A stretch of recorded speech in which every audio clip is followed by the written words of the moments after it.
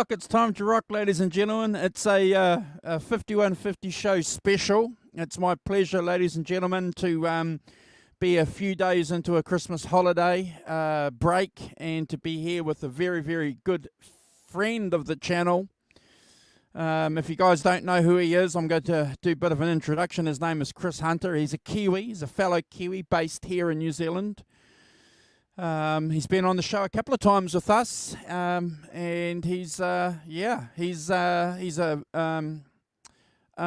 very good friend of the channel. Chris, good to see you, brother. Oh, how you doing? Thank you very much. I like the dancing, bro. I was going to play the video. I was going to play it for a little bit longer, but I thought, no shit, I better got to capture the dancing going on, bro, live. Dude, normally you come on, you're like, yeah, hi, and then you introduce guests, and I'm like, oh, okay, we're going live, get the nerves out of the way, so I got up and did a little dance to give the kids a chance. Well, look, somebody's happy. About time we had some dancing in this show. That's John ZD351, very, very, very good friend of the channel. You know who John is. Yeah. We got a gear show. Yeah, you know? Yeah.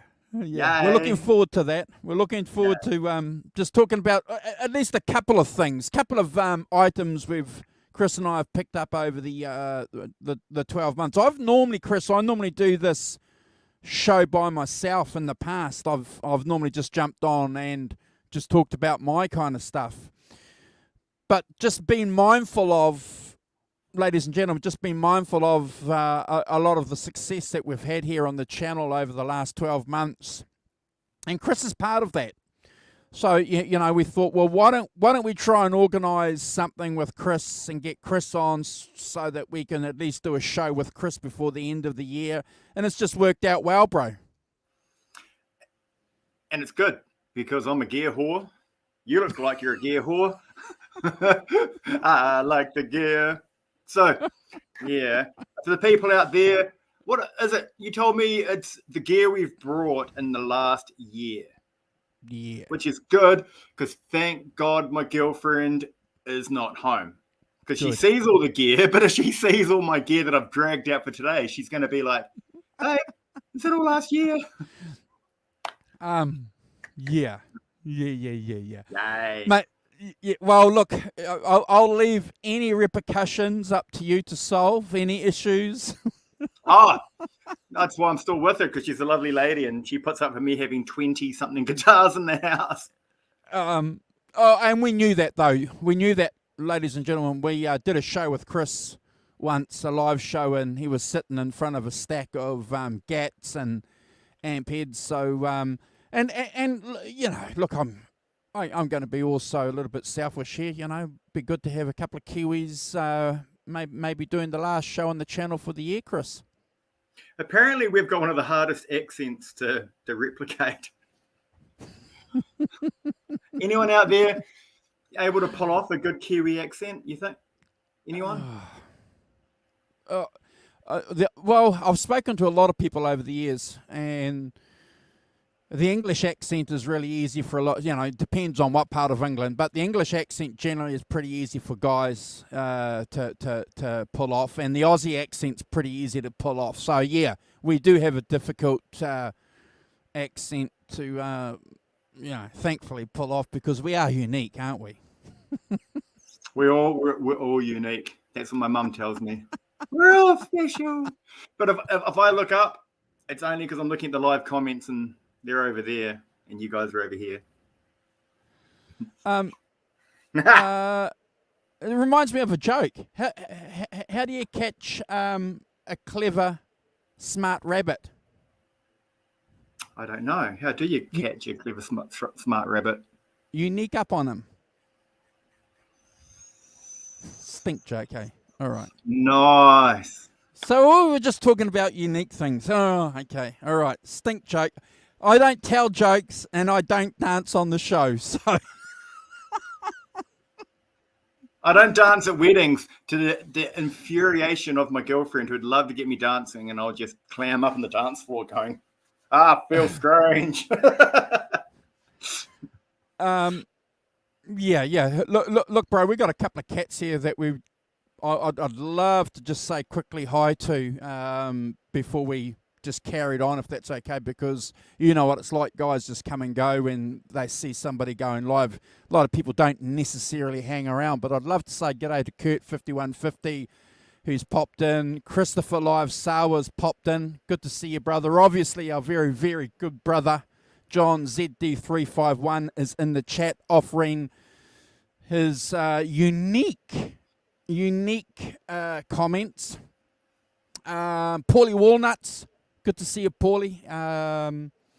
Another good friend of the channel, another Van Halen nut. Oh my gosh, we got Fruitcake Tony in here as well. Good to see you, Fruitcake Tony. And Christopher Conklin, who was a new channel member. Hey, thank you, Christopher Conklin, for joining us. So, yeah, like I said, guys, you know, Chris and I are just basically getting together, hanging out. We're going to show a few bits and pieces, and yeah, just talk about some guitars. But I just wanted to say thank you to you, Chris, though, for your contribution, you know, over the year. If you guys don't know, one of the reasons why we haven't seen Chris a lot, we do a lot of shows on the weekend. And Chris, what are you doing in the weekend these days? I picked up a job in a guitar shop. Like from my 2 doors down from where my band practices is another band, and being a guest special, we got to talking about after the bands will go home, we'd sit there and we'd pull out our guitars and our amps and be like, oh, what do you got tonight? Oh, that's a Flying V. Oh, nice. What do you got there? Oh, that's a 5153, you know, and then come to 7 months later, he's like, you should work in a guitar shop. Like, oh, yeah, maybe. And then 4 months later, he's like, I need you to work in a guitar shop, which I thought was a compliment until I realized that in this current day and world, you're desperate for staff. As apparently everyone in retail is desperate in staff, and no one needs to know my life story. I was once an arborist. I would climb trees with a chainsaw and cut them, and I've done other bits and pieces. And I don't know if anyone's worked in retail. It's the scariest thing I've ever done. Frightful. Bro, can I tell you something? I'm going to tell you know, I work with the trade, so I'm a little bit I have a safety valve because I'm dealing with people who know shit, if you know what I mean. So that's always a good thing, you know what I mean. But I'm very friendly with the guys at the Rock Shop here in my hometown. Very friendly with them for a lot of reasons. And anyway, Bob, the manager, he said, Andrew, do you want a part-time job? He's asked me a couple of times, and I said, well, you know, I'm quite chuffed, quite chuffed to be asked, you know, do I want to come in there and work in their shop, you know, in the weekends, you know, but no, Chris, you know, I won't be able to do the show for a starter, and, you know, I work full-time, but it's nice to be asked to, because people think that you know a little bit about guitars, Chris, maybe you might be able to sell a few. They gave me a business card that says guitar specialist and instrument sales, which is good. We sell everything. We sell saxophones and pianos and ukuleles. So if someone comes in with a guitar, I'm like, give it to me. I'll fix it, please. And if someone wants a grand piano, I'm like, yeah. Are you sure? You sure you don't want an amp? Before we kick the show off, I've got a couple of questions in that I want to ask you in relation to what you're doing. Now, please, we never planned this, ladies and gentlemen. This show that we're doing, Chris, is fully unscripted. So if we make any mistakes, just put it down to unscriptedness and being unprepared, other than the fact that we knew that we were going to talk about some gear. But, bro, what's your number one guitar brand in sales? Well, this will link in because where we are in New Zealand, the biggest retail shop is called the Rock Shop, which does everything, and they're awesome. They're everywhere. I like them a lot. I've got no competition. I have no time in life for competition. It's a time. But I work for the other guys. I work for the guys that mainly, I don't know how much, if anyone in America is watching, and how much Ibanez you guys have in America, or in through Europe how much Ibanez goes, but apparently where we are, Australia and New Zealand are like the third or the fourth biggest sellers of Ibanez in the world. Correct. So, And- and I know that because I'm friendly with the local guys here, Shearer's Music Works, which are part of Music Works, and they sell a lot of Ibanez's, bro. And that's who I'm with. I'm with Music Works. Ah, But I don't mind. I'm like, and so is my staff too. If we don't have something, well, we're out of Slinkies. Oh, the Rock Shop might have them, and we're kind of close by. I just want to serve the people, make sure they're good, and I've done that with. I've had different people, like for example, a girl come in. She would have been maybe 22, and she'd been playing acoustic guitar for like 10 years. I set her up with a Fender, a Strat. She got an amp, a guitar, everything. Never had an electric guitar, and she went away. And she came back 2 weeks later, going, "I love it. It's awesome." Yeah, stuff like that. So good. So I get t-shirts, cheap. So yeah, so we do. Yeah, we're the main Ibanez guys. So 2 of my guitars today are Ibanez's, because if any of you guys know Ibanez guys are normally straight bore Ibanez guys. They want the flat neck, they want that certain thing, and they're me. Jazz guitars are nice, but they do that so we get what I call the Ibanez freaks. And they come in and they know everything and they want stuff, which is how I've got 2 Perla Ibanez's to show you today. I couldn't turn up. Well, I'll get you to show us those 2 Ibanez's very, very soon, if that's okay. But it's interesting that you should talk about Ibanez guys. And guys in the chat, let us know your experiences too. Were you an Ibanez guy, or are you an Ibanez guy, or do you know Ibanez guys? I've known lots of Ibanez guys, Chris, over the years, and I gotta tell you, bro, the first real nutty Ibanez guy I met, he was a Dream Theater John Petrucci nut, bro, and he had the Picasso, and it was, it's worth a lot of money. He was blinkered, and then he had the Universal, you know, and this was a guitar that was about $3.5-4 grand back 10 then, years ago. Yeah, and it's worth a lot more now. You know what I mean? But very blinkered, you know, very, very kind of. And then I've met a couple of other guys too, you know, who are a little bit like that. And then you go online, Chris, and you meet a couple of these guys online too, and they've, you know, and I'm not making fun of them, bro. Please, I'm not. I love these guys because you know what? They have a passion for the brand. They openly say they're fanboys, and for a lot of good reasons, because, you know, we've all had, over the years, Ibanez's. I had an Ibanez, what is it? What's the Premier? One that didn't have a trem system. Yeah. So, like an RG or an S or like an AZ or like it was an RG. It was an RG. And but, you know, I take my hat off to the fact, Chris, that these guys are, determined fans. Passionate. I love everything, guys. You got it, bro. I love everything. And I wish, I've spoken to people, if there's anyone out there and they're one kind of a guy, then God bless you. I love Mossrite. I love Gibson. I love Fender. I love EVH. I love Kramer. Yeah. You stick it in the chat room and I'll love it. And that's the problem. I like the whole lot. And I've got 21 guitars in my house now, and there's like 6 Gibsons. One of my favorite guitars is that cheap Kramer Beretta with the one pickup. They probably go in America for $180. You know the one? Yeah, I'm picking my one up in a couple of days' time. Bob from It's the Rock Shop rad. has got one. For Totally rad. I saw a guy online saying if you drop the pickup down just a little bit, you drop it, which I did, and you can hear the harmonics and the pickup just opens up. Just that you drop it down a little bit, you think it's cheap and you got to raise it up for the rock. But if you drop that just that little bit, the whole thing opens up.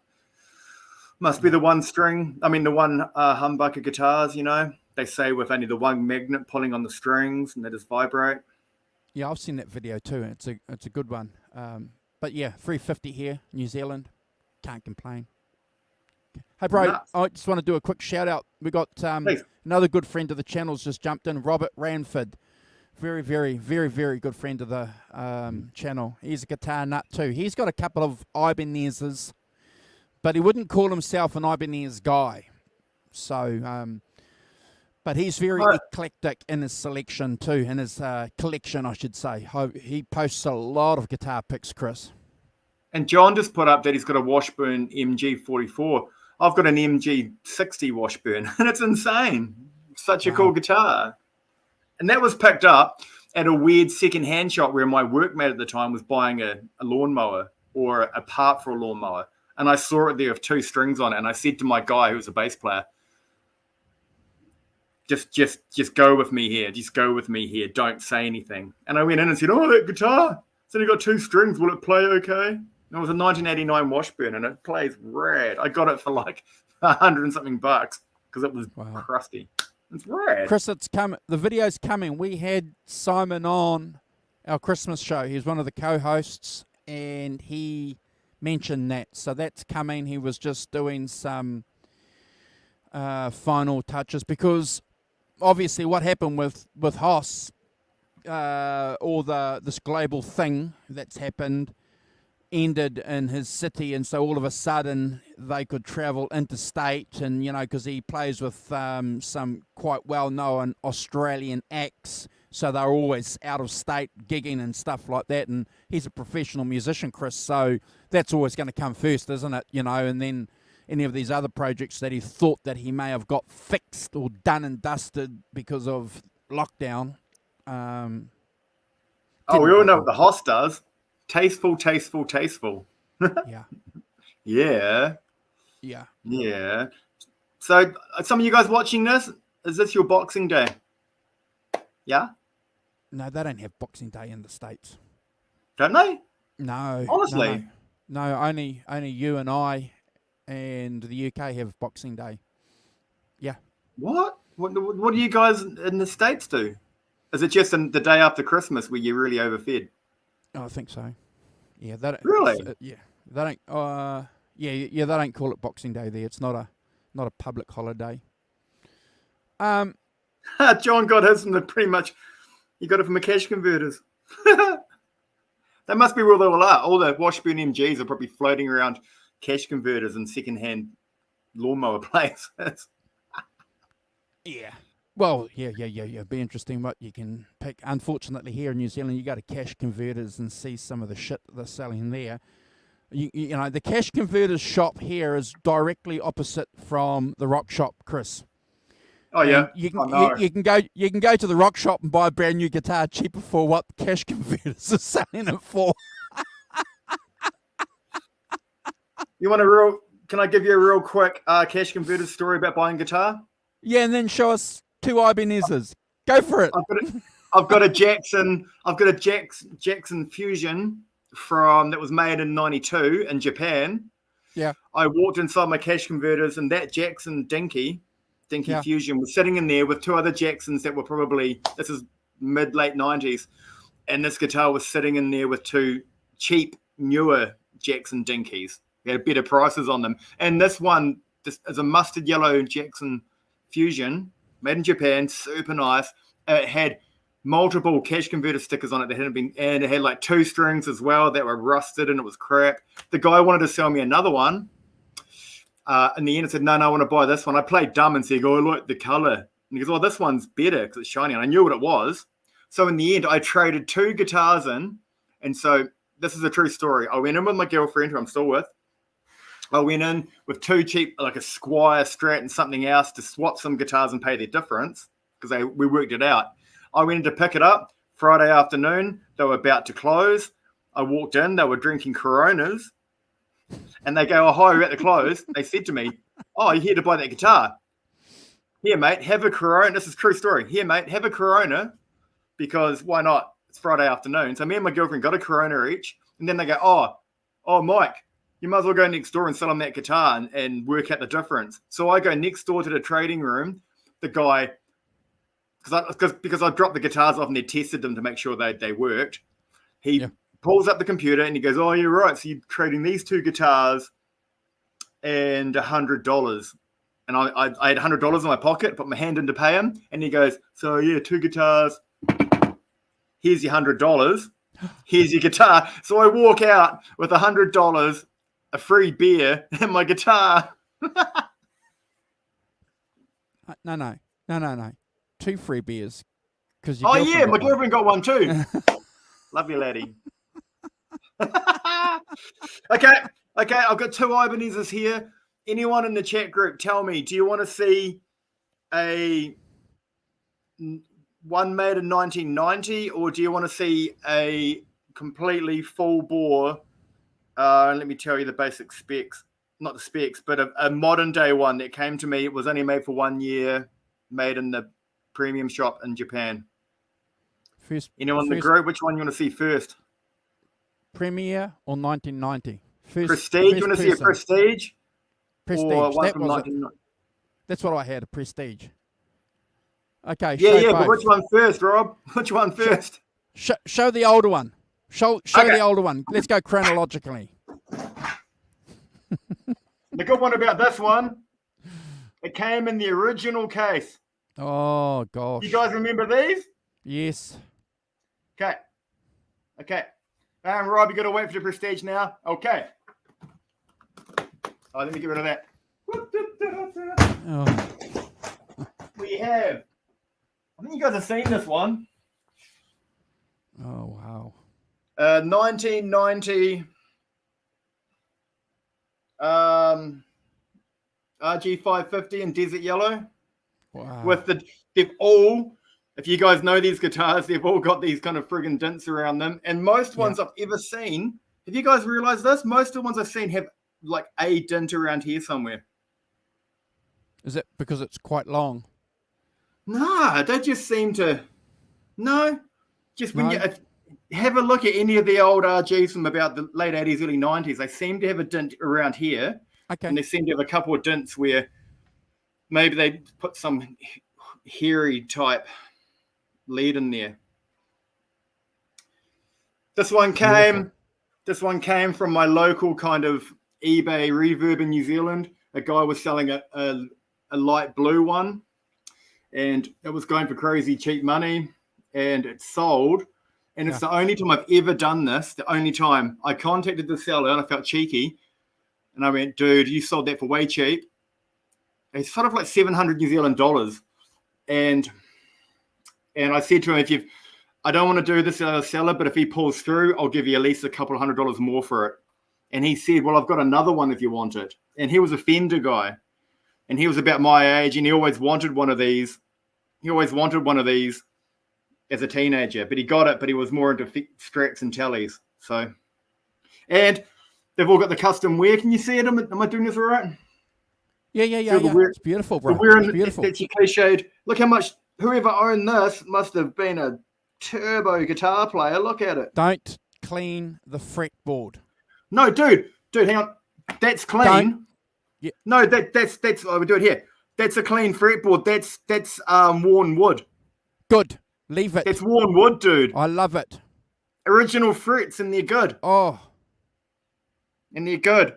My guitar tech says that I like 12-year-old girl action on my guitar. I play 9 to 42s and everything, so all my actions are really low. And but the frets are good. A little bit funky when they've been trying to. I am playing a G. Only thing I did is I attached that. So Robert's got he's got a question here. Original pickups still? Yeah, dude. Rob, original pickups, right? The, what are we, a V1, the S1, and the V2. And I know a lot of people want to change these out, but the pickups sound really good. Obviously, if you're doing that kind of like high rock, it sounds really good in all positions. Yeah. I think the second position, if I'm not wrong, is out of phase. And the fourth position is that middle one, and it gives a real Fender kind of quack. The only thing funky with this is, as you can see, the bridge is silver. Yeah.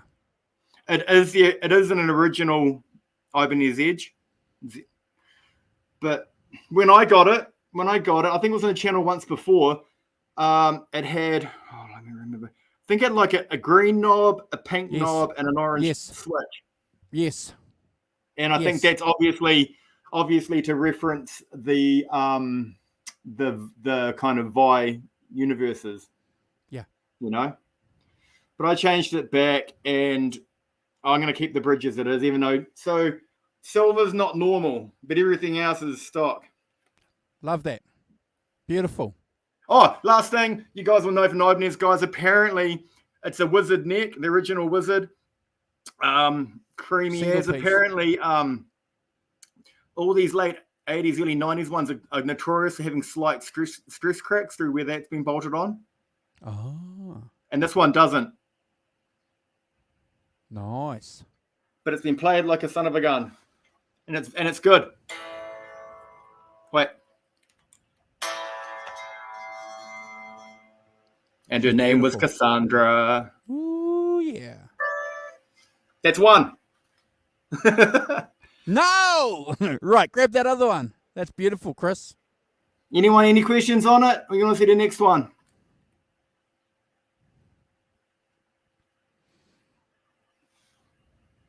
Okay, an original case. Like, check. Wait, I don't want to for the program. It is original case in blue. Wow.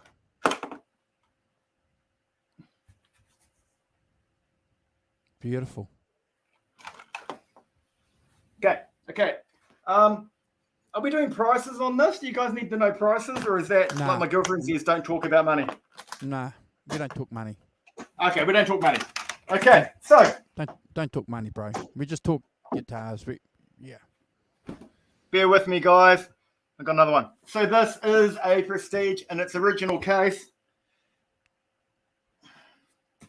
Hey, Dan. Okay. Nice to see you, brother. Thank you for joining us.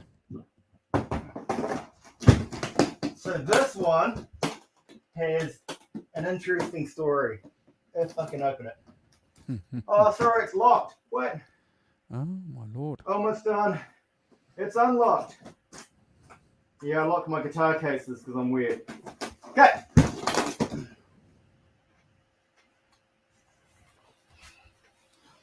Oh, wow.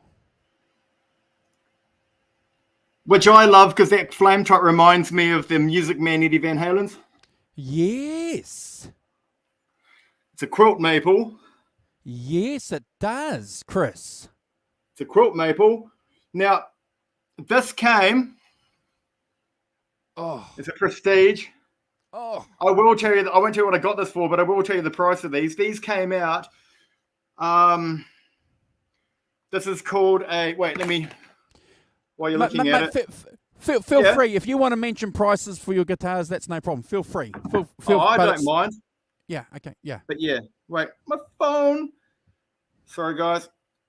So it is, I'll tell you about it while I'm getting this thing. It is heavy as my Les Paul. Wow. This is heavy as. It's not common. It's got an edge 0. Okay. Fast specs. It is maple walnut 5-piece neck. Got the 3-piece wizard. Yeah. It is mahogany. It's a one round, let me count it. No, I think it's a 1-piece mahogany with a maple cap. Wow. It's a thin maple cap, but you can see it. Can you guys see the cap on it? Yeah. Looks beautiful. Which is really, as you'll know, is really uncommon for Ibanez because they're normally basswood bodies or basswood. Hey, Holly. This is heavy. Hey, Johnny. It's heavy. It's got an edge 0, which has got the back retaining bar, which pulls the bridge. Yeah. Back to normal. And the guy, this came only sold in Japan for 1 year. It is. I don't know if you guys can you guys see my screen? 3.1. So just under 3.2. Yep. That's second hand on Reverb at the moment. Wow. It is. So the story behind this is It was made for because it was made for 1 year in 2 colors. This color and a blue, made only in Japan. The guy who bought this in Japan and brought it over here. It came with a tone zone and an ear Norton, but he's taken out the tone zone and put in a super distortion. Ooh. Which saying that, does anyone tell me who has heavy guitars like this with a maple top with direct mounted pickups with super distortion in a famous hard rock band from the 80s onwards? Anyone? Oh, a few. Andrew? Okay. Anyone can pick it up? Okay. So we reckon it was a Phil Collin. The guy must have been a Phil Collin fan. Oh, from Def Leppard. You dig, man? Because that's what he did with his Jacksons. Oh, really? Yeah. It plays Def Leppard really good. Oh, okay. I was a little bit slow on the uptake there, but okay. Which I actually like the tone zone. I don't know about you guys. I love a tone zone. Mate, I love the tone zone. You know, I've had Music Mans with tone zones in them. I love that color, bro. I love that. Is that peachy? Is that peachy? They call it Wild Cherry Blossom. Wild Cherry Blossom. And it has that same kind of translucent quilt that the Music Man Van Halen's had. You know? It's real beautiful. And I'll tell you the price on this. It doesn't matter. There's an Ibanez guy I know. He is awesome. He's got, I don't know what he's got in the Ibanez range. He's got loads. He's got like over a dozen and a half of them. And he picked this up from the original owner. And for some reason, it was anyone he never played. Not because he didn't like it. He just didn't end up playing it. And so, should I tell you the price? Okay, yeah, I'll tell you the price. So that retails now for wherever my hand isn't. It's gone away. Wait. Three New Zealand plus shipping. That's so yeah. So what would that be in American money? Like 1.6? Yeah. 1,700. That's the only one available at the moment that's on Reverb, and apparently they're really rare. They only came out in the 1 year, and it was a limited edition model. He came into the shop one day and would hang out, and he talked about this. He goes, "Oh, I got this guitar, yeah." I go, "That's cool. Like I don't need any more guitars, right? I don't." And he's like, "Yeah, you want to buy it?" And I go, "No." And he goes, "Oh yeah, sell it to you for $1,000." So you bought it. You know it. Well, no. I mean, that's awesome, dude. But look, I don't need it, dude. And then I called him up like 4 days later, going, "Oh, can I meet you in a car park? I need that guitar." I need it. Yeah. I know how it works. I've done that too. Yeah. So it cost me 1,100 because I said to him, "I feel bad giving you 1,000. That's way too cheap." And he's like, "Okay, then how about 1,200?" That guitar devil starts speaking in your ear. And so he goes, "Okay, what about $1,200? And I gave him a sad face, and he goes, "Okay, I'll meet you in the middle, 1,100. I'm like, tell you, don't know about you guys. The only time I ever deal in cash is when I meet people in a car park to buy guitars off them. And I don't know about you, but when you're taking $1,000 in cash and you're shelling it out in the car park, you're like, oh my God, how much do I spend on guitars?" Yeah. I've done that a few times too when I buy and sell stuff on Trade Me as well too. You get the cash. You want it? Anyone out there? It's $1,000, but you got to pay the postage. And if you live in America, this is like $500-600. Love it. Give me a call. We'll talk about it. I'll do you a deal. While we're showing some gear, ladies and gentlemen, tell us what you've picked up too. Yeah. In the chat, and we'll highlight that if you guys want. If you guys want, we're not showing everything that we picked up for the year. We're just showing a few highlighted items because we only want. I thought it was. Oh no, I'm not showing everything. So Chris is showing 2 guitars. I'm going to show one, then Chris is going to show 2 more. So bear with me, ladies and gentlemen. I'm going to show you. I'm going to go chronologically. Hold on. So yeah, this is mahogany. So bear with me. I'm going to present myself and get my speaker out of the way, my talking thing out of the way. Hold on. Solo Oh, look. out. Okay, here we go, ladies and gentlemen. It's a Gretsch. Love it. It's a Gretsch Nashville. It's got the What year is it? 2020. Hold on. 2021. So it's a classic design. It's what they call the 6. Bear with me. Hold on. 6120. It's the 6120, but it's thinner.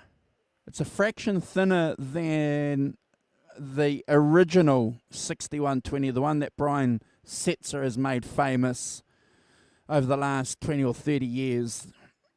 We associate orange Gretches to him, so it's a little bit thinner. It's got Chris. It's got FT pickups made in Japan. How do you find them? How do you find the pickups? Love it. Ebony fretboard. Just bear with me, ladies and gentlemen. It's got locking tuners. Nice. Can I ask you a question? What's the stripe down the back? Do you know? Wouldn't have a clue, bro. It's all right. Wouldn't have a clue. But a lovely guitar, lovely, nice neck, unique to itself. I can't describe it, but it's got a treble bleed on there as well. But yeah, I love it because we've done a show a couple of times, and one of the things that I mentioned is, I love Brian Setzer. I think Brian Setzer is one of the most underrated guitar players around. Is he underrated? I think so. Oh, I think so, I thought bro. he was highly respected. Underrated, highly respected. Now, I did something a little bit silly. I've got flats on here. It's got flat. So I changed the original, and I put flats on, just to give that sort of authentic tone through my Fender amp, Chris. Yep. Does it make any difference to my ear, Chris? No. Does it make any difference to the feel? Obviously, because they're nice and smooth. They feel really, really nice under your fingers. I wouldn't recommend flats. Are flats a little bit warmer sounding? That's what they reckon. But I can't tell the difference, bro. I can't. I can't tell the difference. I wouldn't recommend anyone buying flats because, a set of strings here in New Zealand's 15, 16 bucks for a set of Ernie balls. Come to flats. Me, $10. Flats, you're looking at $50 for a set of flats, So, are they $50? Yeah. $49 for some flats. But, bro, it's got the vibe. It's got the vibe. It's got everything that I love, Show us the back. Oh, yeah, it's a really nice orange. Yeah, I love it. I love it. It's got the vibe, and it's got that nice twang that you would expect, that Dwayne Eddie Cochran twang. It's, got to have it. Love it. Thank you, Chris. With the case? Did it come with the case? Oh, yeah. What colour's the plush lining in the case? Orange. Listen to how much of a gear whore I am. Oh, what colour's the lining of the case? And not a cheap guitar. Not a cheap guitar. No? No. How's the gear thing going, guys? Are we doing okay? 5K.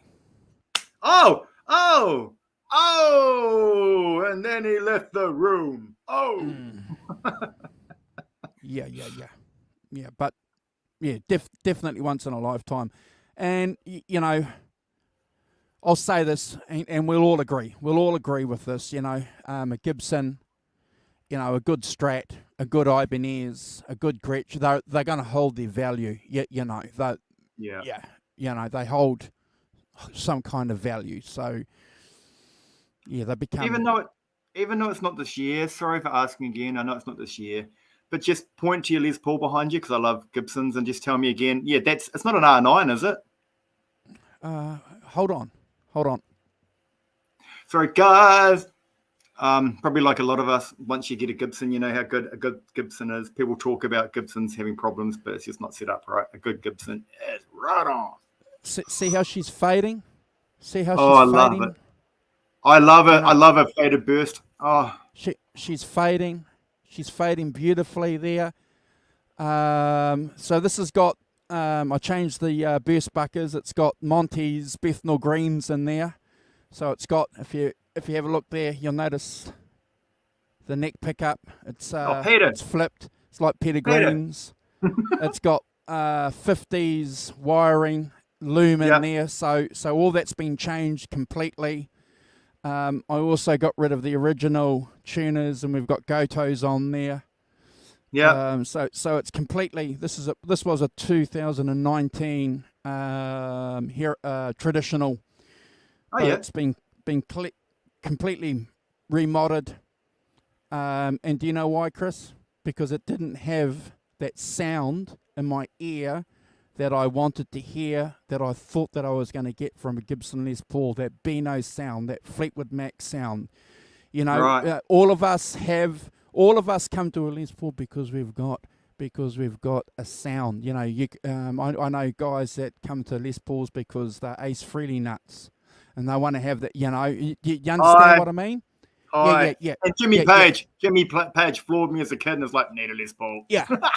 Yeah. So sometimes you just have to make changes to the guitar to get that sound, and baby, I got it. Nice. My one's got 50s wiring too. My guitar tech suggested it and he shoved it in. And I was like, okay. Mate, I noticed the difference. You did? Boy, oh man. Yeah. Was it clearer? And for me, what actually, to my mind, the tone is really, really sensitive. Normally on a tone knob, you have to like turn it a bit, you know, like for example from 10 to 7 to notice the difference, you know, or even sometimes 10 to 5 on a Gibson to notice the difference. But you can go 10 to 8 or 10 to just under 9 and it can pick up a noticeable difference in the tone, Chris. Wow. Because so you got 50s wiring. Like my guy, he shoved in like I put in like Russian paper capacitors and all that kind of stuff, you know, which I don't know because he put treble bleeds and stuff on mine anyway. So I don't know whether do you have any of that a treble bleed or anything going on in the tone knobs on that? See, I don't know all that tech stuff. I don't know. Not really either. I'm just a geek on it. Yeah. No, I wouldn't know. I don't even know the caps. But the caps are measured because they're was it UFMs or whatever. So it's measured to replicate what they would have had on the guitars in the late 1950s, early 60s. Because according to Monty's from Monty's Guitars, he said, look, you know, you can put the pickups on, but if you're going to be using the standard harness from Gibson's, you're not. And you know, is it a good sell? Of course, it's a good sell. It's like, do you want ketchup with your fries? You know, you know, do you want paper towels with your fries? You know, you get there and you're at the lake and you're eating your fries and you want something to wipe your hands on. You got to go like this, you know, because the guy didn't say, do you want some paper towels? And you get the paper towels, Chris, and you wipe your hands and you go, boy, that ketchup, boy, those chips are great. So. It made a difference to my ears. The Les Paul before and after, completely different guitar. You said you had what was in it? What were the pickups first? Burst buckers. Yeah. Which are quite low output and especially quite clean and nice sounding on their own originally, right? Yeah, a bit icy. They were a little bit icy. Bit icy for okay. me. So, but these ones, you definitely have that sound. And there's always a thing. There's always a reason why you have boutique pickup builders, because they do things just a little bit more different. That extra 5%, 10% makes a difference. And we're guitar players, and we'll attest to that. It's how much you want to pay for that extra 5 or 10% difference. Hey, Chris. Where's your guy? Is he in your town? My luthier. Yeah. The guy that made the pickups, he's in the UK. The guy that shoved it all in and said you want to get the right pots in this, otherwise you're pissing up a flagpole. No, the guy that sold the harness to me was Monty's Guitars, the guy that actually made the pickups as well. He said you need to put, yeah. He said you need to put the harness in with these capacitors if you want to get that fuller sound. So I took him at his word, and his word hasn't let me down. Dropkick Blues is in the chat. We haven't seen Dropkick Blues, Matt, for a long, long time. Good to see you, brother. Dropkick Blues was one of our first guests we did a couple of years ago, Chris. Hell of a nice guy, Matt from the States. Good to see you, brother. Yeah. What's your next guitar there you've got for us, brother? Well, we're talking about Gibson, so... All right. Good to see you, Matt. Merry Christmas, Happy New Year, brother. In its original case, if you guys... I want to buy an Explorer. You hope you got a car, a big car. You turn up a band practice, and it's like, the keyboardist is here. This, before I start... it doesn't have the original lock because I got it second hand, and when I got it, it came in the mail, and this, what was going on? That was completely broken in bits. Wow. And I called the guy up and he said, what happened to the lock? And he said, from the guy I bought it from, he said, I'm the third owner. He goes, I got it in the mail and I didn't know how to open it. So I got a crowbar and broke the lock open. Well done. And then apparently the guy before him had reset it to 0. Well done. And he goes, I didn't know to check. So I spent good extensive time. I was able to procure another lock and get one fitted in. And now it goes good. Just told the world my combination code. Rad. So... Gibson. An American Gibson. Get it? Get the joke? Yeah. Oh, it's so funny. Yeah. Right. If that's anything like the size of my Firebird case, mate, it'll be it's huge and heavy. Dude. Okay. Okay, look. Yeah. There you go, mate. You guys need another guitarist in your band. It's huge. Anyway. Okay, we're in. Shit, where am I going to open it? Okay. Sorry, guys. Dead here. And we have. Oh, man. One. Hang on, it's a 2008 Gibson Explorer. Oh. Before this, I always owned like cheaper Explorers, like an Epiphone or Hamer. Sure. And dude, I don't know if you've ever had a real Explorer or you guys have it there. This is so light. This is almost as light as my SG. Hey, Steve. Really? Yeah. Honest engine. It's my guitar tech said too. He said he works on Explorers and stuff. So this originally came from I don't know who. The guy sold it to me. Said, it came from a guy who plays in a quite a well-known band in New Zealand. It was touring, and I don't know who. He doesn't know who the band is or who the guy was. But apparently, the guy tested out.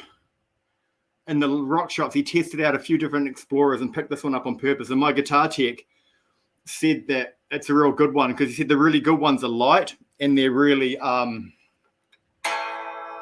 of tune. Does that sound loud? Not bad. It's really acoustic. It's really acoustic. The pickups were changed to Seymour Duncan JB in a Jazz. Good. I'm a big fan of the Gibson 480s and 490s. I love the Gibson pickups, but it's been changed. This guitar over time has just some really good neck. Nice neck. Nice. Yeah, it's got a really nice. It's got. I don't know if you guys know it's got the same neck as the V's. They're kind of a more D shape. Okay. They're a little bit wider in D. They're not like a Les Paul or an SG. Same tuners. What's on there? Grover tuners. Okay. Can you see? You probably can't if I shine it right. Can you see any dints and crap on this? Yeah. You can see a couple of dings. Yeah.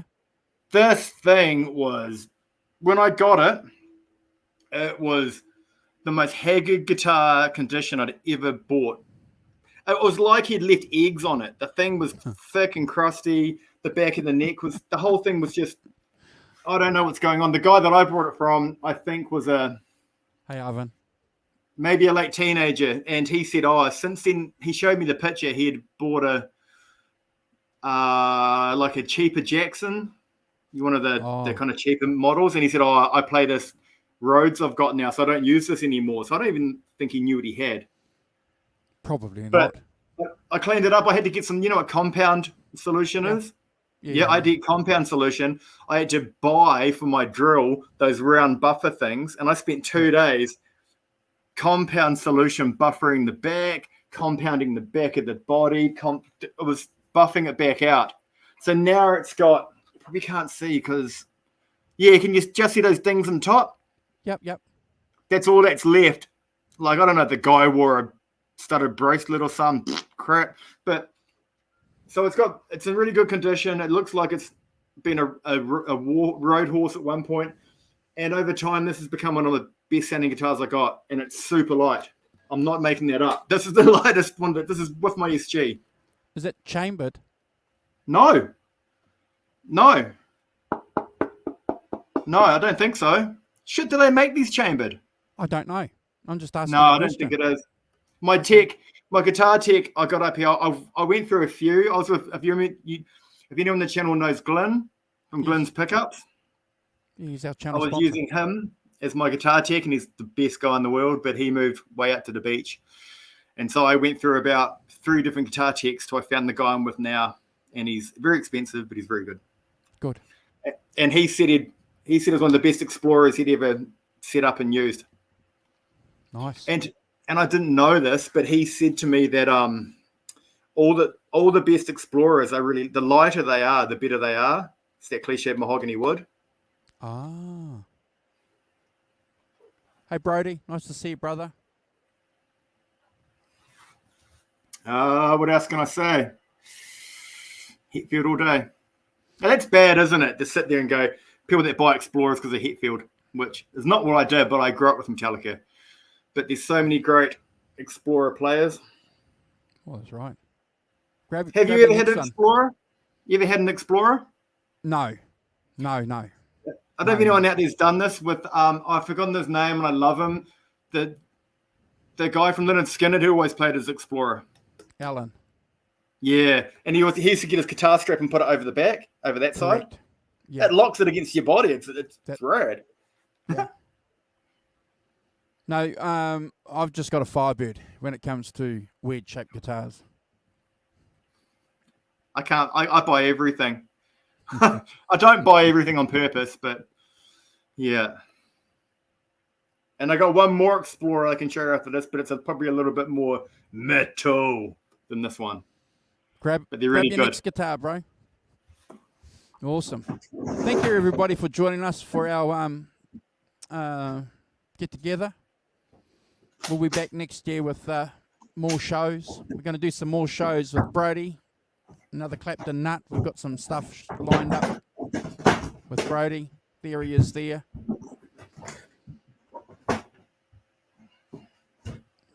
Brody's going to show some gear when he's on with us too. Oh my gosh.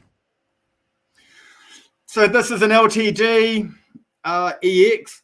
which is if anyone knows, they had to change their shapes. Gibson told them you know, and so they did. And I don't know if you know, it looks kind of funky and square, but they're really comfortable. It's got that curved back, actually is really comfortable. This one is, the only reason I picked this one up is because this is a 2006 from Korea. And if you want a good LTD, the Korean ones, especially, I can't do the exact years, but this is a 2006. I think around this time period, their Korean LTDs are really well made. It's a neck through. Yeah, the Korean ones and also the Japanese. Oh, of course, the Japanese. Yeah. Still got the and they did some Navigator guitars as well, which Navigators and ESPs, they were made in the same factory, so very highly sought after. Yeah, like, so Dropkick Blues, you said that Derek Truck said the best SGs are the light ones. Apparently, in the Gibson custom shop, they go, the custom builders, you know, the master luthiers, they go through the wood piles and they come in and pick out all the lightest mahogany they can get and hoard it for themselves, because that's all the R9s and all the classic. Speaking of, you said a while ago about the rock shop, I was in the main one in Auckland, which is the main city in New Zealand. Their guitar shop there, they've got a lovely room at the back that's full of all their Gibson and Fenders and and Music Mans. I was there with the main guy in the shop, who's the raddest guy, and I don't know why he's always so nice to me, but he'd take me at the back and we'd hang out and look at the guitars, and he picked a Les Paul, I think it was a Murphy Lab, off the wall. It was stupid money. It was like $7,000 or something, and he held it to me like a Les Paul, like a full bore, and I just picked it up and I was like, what? And it weighed nothing. This is a EX400, which is the highest ones that they did in this model, apart from getting the ESP ones. I picked this up because I had a really cheap one once for about 4 weeks that I picked up for about $100, and they got a lovely neck. And yes, it's a Metallica type thing with EMG 81 and 60, which everyone here will know. EMG 61 and 60s can work really well playing clean or playing other kinds of music too. But it's modeled. One thing I love about this, where are we? Is that where the volume is, same position where the rhythm volume is in a Les Paul. How you can just run your hand down the tailpiece. Brilliant. And find it, you know. So you're like, I'm playing rock and roll. I'm on. I'm off. I'm on. I'm off. You know. I suppose all you guys out there know that secret. But yeah. So that was also, guys. This is all the stuff we brought this year for whatever reason. But the long story short, which is never a short story, is for very cheap, for random, I picked up the budget version of these for $100, bolt-on neck, and I had it for a few weeks, and I actually really liked it. Didn't think I'd like it, and I got rid of it because I didn't need it. And when one of these came up, I picked it up. Beautiful. They might seem a weird shape, but they actually ESP redesigned the Explorer shape because they legally had to. And even though it looks quite square, it's amazingly comfortable when you play them. I dig it. It looks metal, right? Yeah, I dig it, bro. But it's been but they've obviously the ESP guys spent time redesigning the shapes and going, well, what works balance wise and everything. Which will lead me on to my last guitar whenever we get around to it, which came from the. It's got a story behind the ESP Japan factory from the mid-80s, where it came from. Show me one of yours, bro. Okay, I wasn't looking for another Stratocaster.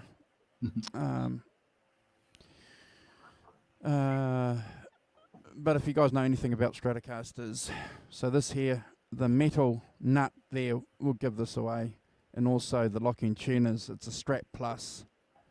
This is hold on, let me read the serial number. It's a 91, so it's a 91 Strat Plus that came out with lace sensors. And if anyone doesn't know, that was when that Strat came out in the very early 90s. They were premium grade, premium everything, top notch. It has the TBX, but not the boost, mid boost that comes on the Clapton Strat, but it has the TBX, and it also has, I've taken off the back there for you guys, they came with a hip shot thingy, trim thing to keep it stabilized. Did they? Yeah. Whoa. Rolled neck. Just a what shape neck is it? It's a C shape. But what's really interesting, and again, Chris mentioned it, if you go on some of the websites, the guys, when they were making these Strat Pluses, they were handmade, they were hand sanded, you know, so they weren't sanded by or done by a CNC machine back then. They were actually done by hand, so that all of them will be unique. We got Brody in the chat. He's a bit of a Clapton nut too, so he'll know about that. But it's midnight wine. My light is so bad, it doesn't show. No, we can see it. We can see it. But had to get one, mate. Had to get one. Do you know what the lace sensors are? What color are the lace sensors? Oh, these are golds. 3 golds? 3 golds. It's not the triple. It's not the triple pack that some of them came out with, the red, blue, and gold. You can get some of them with the red, blue, and gold. Highly sought after, those ones. This is a standard one. The one with the tricolour pickups was a little bit more limited. When the gold lace sensor is supposed to be the premium ones, though. Yeah. But, you know, like Fender back then, they were sort of realising that they had a market with guitars, you know, that were a little bit different. They'd released a couple of signature models. Clapton's signature model was hitting the market and developing a bit of a cult following. So they thought, well, you know, we can have a few variations, slight variations. Again, if you go on some of the websites, they've got these lined up with standard Strats, and there's slight differences here because, again, all these are hand sanded, you know, the contour. But wow, light or heavy? Good question, Chris. It's not light. It's not light. Okay. It's not light. The guy that had this, he had it since brand new. He was a bass player, and it spent years under a bed. So, you know, it's pretty good nick for a 30-year-old guitar, Chris. How'd you discover it? My luthier told me. He was selling it on behalf of the guy. He had it. Knew I was looking for one. And yeah. And those roller nuts. Yeah. So the roller nuts are really interesting. So it doesn't have those string trees on here.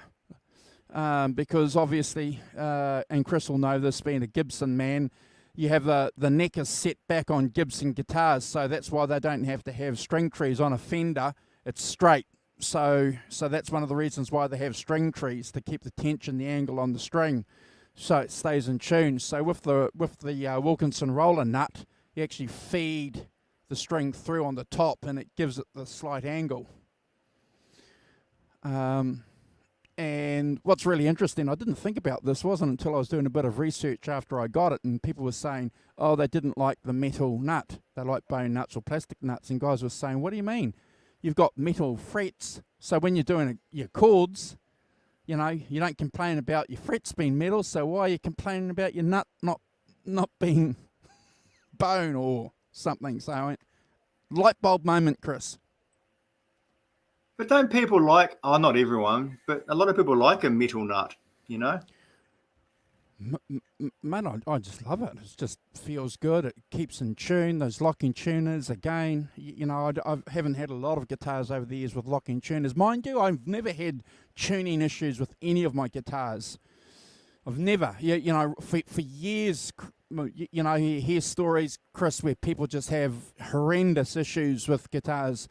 You know, cheap Squires I've had no problems whether it's a cheap Squire or a Strat or a Gibson, or a Gretsch. With the Gibson, they talk about the G string being out, but often it's just the back of the nut.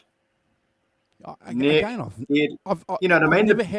I've never had a problem with it. You just need a good cut nut. They keep binding in the nut, and people go, "Oh, this whole guitar's garbage." But no, it's not. No, it's not. No. Okay, I've never had. I've never had tuning issues with anything. The way you wind the strings, there's little things you do. Yeah. Oh, and I know guys, mate, that just stick them on and wind them up too. It's like, okay. dude, in the shop that I work in, this is blowing me away, and I feel bad. People come in and they go, "Can you change my guitar strings?" And I'm like, "Yeah, can you?" Like, I don't know about you as a kid, you work it out, but I have to as part of my job. And sometimes people bring in some quite expensive gear, and they're like, "Oh, I don't know how to change your strings." And I'm like, I don't want to charge them. It's like, mate, that's when you turn around and say to people, "Have you heard of a thing called YouTube?" Oh, but my boss will look at me and go, "Yeah, we can do that. Fill the form out." Oh, you charge for it? Yeah. Oh, okay. Well, that's fine then. If you're charging for it, fine. Because if you're running a business and you don't know how, or too lazy to change guitar strings, and you're willing to pay someone to do it, fine, no problem. Fine. I'll take your money. Well, when I started working there, there's the workbench, and it's like, yeah, cool, nice. And then someone comes in and goes, I've got a $6,000 Martin. Can you please change my strings? And I'm like, yeah, I can. Can you? Hey, Tim. Yeah, well, we're going to be talking about acoustic guitars too soon, ladies and gentlemen. So hold that thought. So you've got. You want to see? You want to see a guitar that was made in the ESP factory in 1986? Yeah. Well, in Japan. You've got. Yeah, and you've got something else to show us too, haven't you? I've got a little video too later on, ladies and gentlemen, too, that we're going to show as well. We'll roll into that. I'll segue into that. I've got one more guitar. I got one more guitar. Good. You're talking about gear that was other gear where you picked up. I ended up picking up one of these. Hold on, brother. Wow. The Maury Power was? That's a big one. Tell you what, sounds rad. Big one, bro. It's bizarre. It's got a boost. To turn it on and off, you got to do that. Do you guys know that? Like it's no spring, but to turn it on. So when you're playing on the floor, you've got to angle your foot over and kind of hit the side when you turn it on. I had a bass wah, a Morley bass wah that I sold, and it was exactly the same this year. So it was big wah like that, and had the same thing. I love the boost. It sounds amazing. I've worked my technique how to do that, but to be totally frank with you, I've got a pedal board. I don't have a big one. It feels big to me. It's just like a tuner, an overdrive, a noise gate, a wah, a chorus, and delay. That's kind of what I got, right? But I've never used this because it's too friggin' big. The footprint's amazing. You guys want a Morley Power wah? You pay the postage. I'll send it to you. I don't use it. I'm just. Any of you guys ever want this?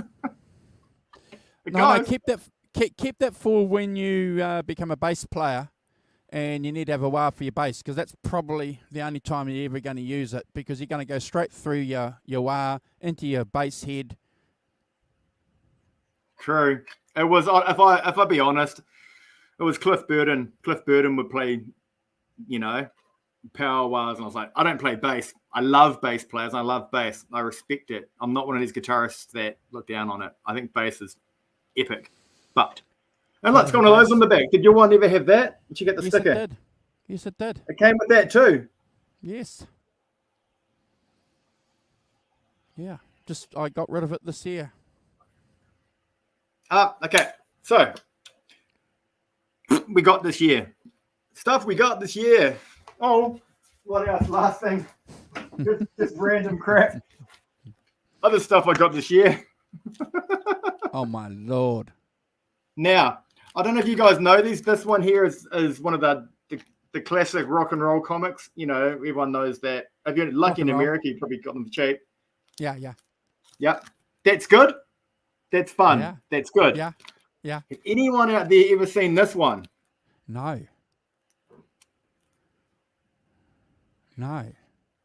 This is one of the most bizarrest comics I've ever seen. This What is are a they normal doing? comic. So what happens in this one is that I haven't read the whole thing because it's weird. This one is like, the story of Van Halen up until David Lee Roth leaving the band, right? Sure. Yep.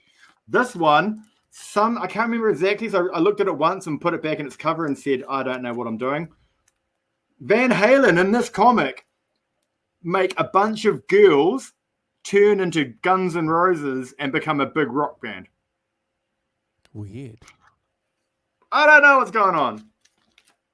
I don't think anyone did. This one, you live in America, you can probably pick it up for cheap. I found it here. It's just random stuff we bought for no reason. Okay, last guitar, and then we have to get back to Andrew's awesomeness. Okay, I'm coming, guys. Thanks everyone for hanging out with us. Oh yeah, I know that guitar. I know that. Do you? Oh. Kramer Focus with the big neck. The Focuses, as you guys in America would know, are made. This was made in 1986. Here's the serial number. Oh, where is the light? Anyway, it's in 1986. Original Floyd Rose. Oh. And the Floyd, the posts and everything are just absolutely, it's like it just came out of the factory. Oh, really? Yeah, the Floyd's amazing. Top mounted. It's got the original pickup, which I don't know what it is. I think it might be a Mighty Mite, but I'm not sure.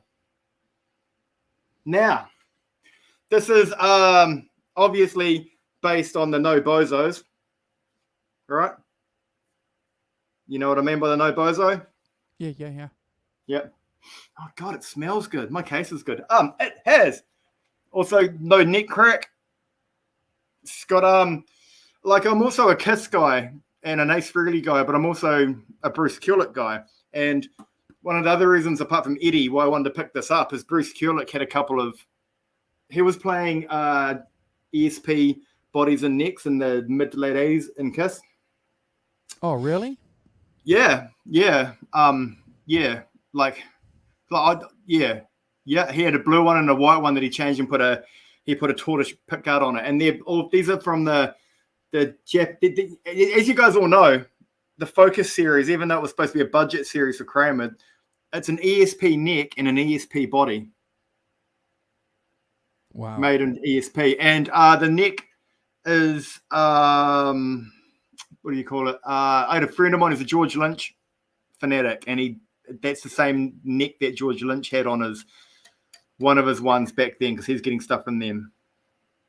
But I think and apparently the other thing about this when I researched it is, apparently in the 80s in America, no one had Kramers because they cost too much. If they were buying a Jackson or something else. But apparently the Kramer Focuses were used by all the working, ripping bands in the mid 80s. It was apparently really common. Wow. Yeah. It's good. It's not going at the moment because bizarrely enough, I set it up, but bizarrely enough, I'm good, but I'm not super. It's adjust it down here, which is also good because the paint around it isn't chipped. The truss rod cover being down there, it's not been chipped. It's got no truss rod up there, no cover. So I bought this off a guy who did not know how to play guitar at all. He bought it from a guy who was in New Zealand. I'm in New Zealand. Yeah. From Canada. There's a Canadian guy over here who had a bunch of guitars, and he was going back home to Canada, and he didn't want to take all his gear with him, so he sold it to this guy for who didn't know anything about guitars. He played drums, but he knew it as a No Bozos guitar he had that Eddie Van Halen ad. Yeah. And when I bought it off him, it had 3 G strings on it. These two and that one there were all the unwound G. Yeah. Hey, Steve. And I've plugged it in and it plays good, but I've never finished it. So long story short, it's from about here to here, it's got a weird hump, or it frets out. So if I'm like here, you know, nothing. If you can hear that, you know, I'm like in here, just dead. It's not the frets. My guy who I get my stuff done through, who's an amazing man, he said he'd do it, but he'd have to give it a full refret to set it up. So it's been sitting doing nothing. You want to know Bozo's guitar, Andrew? Serious? I don't know what to do. I could set it up and probably pay about this, and and pay the money. It's gonna. You probably know how much it costs to get a refret done. A refret here. I had 2 Strats refretted last year. Cost me $400 for a refret. Each one. Yeah. Shit. Okay. Yeah. What did he ask? It was like 4 something, 5 something. And if he's going to do it, he'd do it right. We're going to pull that out. We'll give it new wiring, and we'll, shield the back and everything. I love it because it's a top-mounted Floyd. And I don't know about you or anyone else out there. I've grown up, even though we're in a 5150 show, I never grow up abusing the whammy bar. No, I just didn't do that. I like it. It's fun, but I don't use it very much. And my only other guitar with a top-mounted Floyd is my PV Wolfgang, which is a machine. So good. So good. That PV Wolfgang is incredible. That's just woo. Anyway, so it's not been set up, bro. It's never been fully played. I've plugged it in. Sustains for days, mate. I think that's a good project for you to work on during the year, bro. Keep it. Yeah, it's just the frets aren't bad. I don't know if you can. Wait, one more zoom. One more zoom, please, sir. The frets aren't bad. He just said it hasn't got a hump. You can't see the hump in it, But he just said to get it fixed, we'll do that. So it's just been sitting in its case. Yeah. I know a couple of you guys in the chat said, where are we here? Steve-O 5150 brought a Kramer. Oh, he brought the Holy Grail. And Brody had a Striker ST. It was his 12th birthday. That's the stretch one, right? Is that with the pit guard? Striker ST 100? Yep. Yeah. See, we live in New Zealand. We don't get Kramer. Do you remember, Andrew, did you ever see this kind of stuff around? No. When you were a small nipper? No. Yeah. No. We had Hondos. We had the Hondos were the rip-off guitars. Hondos back then. Yeah, we never had those. Never saw them in the 80s. Never had them. It's all round. Feels like bubble gum. It's just like a big marshmallow. It's so comfortable. Never set up. You want it? Put in the post. I'll send it to you. You have to buy yourself a No Bozos t-shirt. Just give them some cash. You remember Steve Vai doing that in did he do that in one of the David Lee Roth videos? Yankee Rose. You see him, he goes up to his plane, goes up the stage, and he pretends he's going and ramming his neck into it. Brilliant. If you guys want any of these guitars out there, I live in New Zealand, which, yes, is a very long way away from anything. But you'll get it for cheap, and you pay the postage. I don't care. I've got too many guitars. Send me. Tell Andrew, I'll give him $500 and I'm paying postage. Yeah, $500. Shit. Apart from the Ibanez, that's $1,000 to me, but it's a $500 to you. Oh, the 1990 550 is not going anywhere. That's ripping. Oh, and neither's the Explorer. Damn. Yeah. So. That's my last guitar purchase of the year, and I've got one more. I've got one amp head I bought. John's been funny as ever. Last guitar purchase I made this year, ladies and gentlemen, is a Martin D28. There she is there. Took me 40 years to get it. Nice. Smells good. It's a 2017 model, new 2017. It's what they call the reimagined. So it's got a few changes on here that have gone back to what they originally were. So, for example, it's got the open tuners on the back. Oh yeah. Show us Previous closer. Previous Make your versions screen of. bigger. Oh yeah, I'll isolate myself. Hold on. Previous versions of the D28 came out with closed.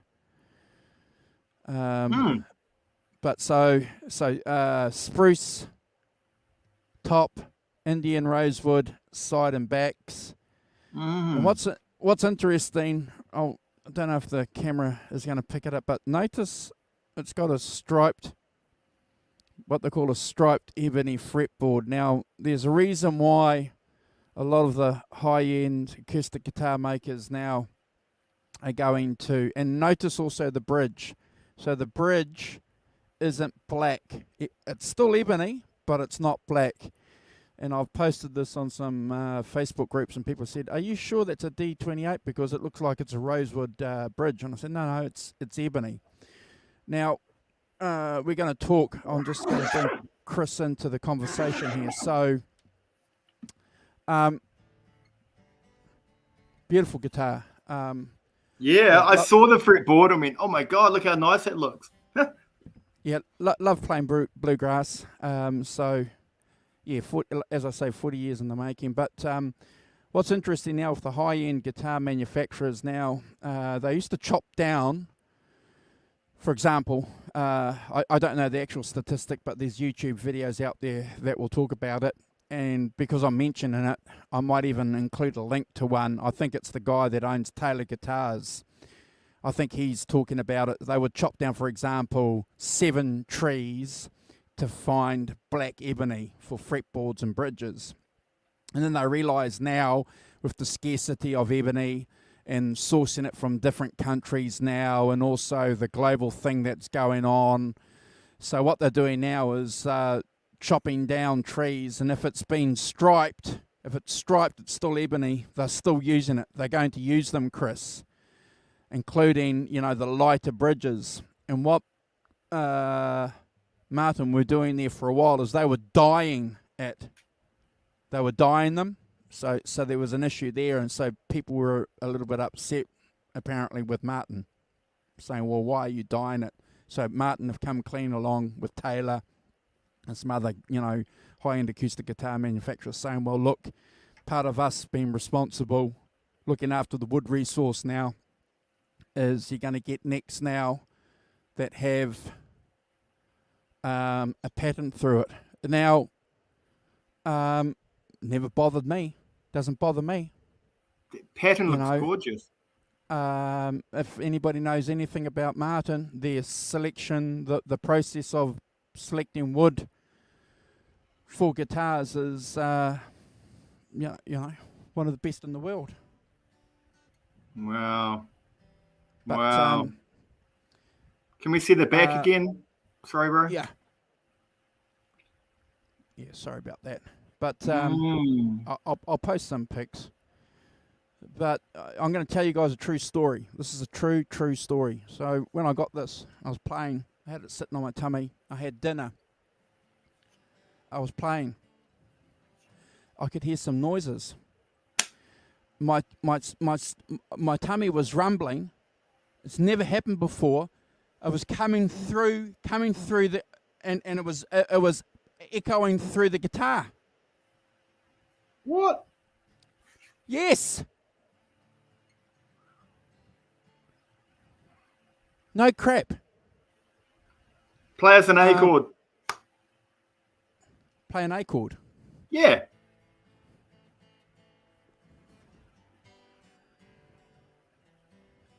I can't hear it. What's going on? Oh, hold on. I don't have a decent mic set up, and that's one thing that I'm going to do. I thought it would just ring through. It's like, whoa.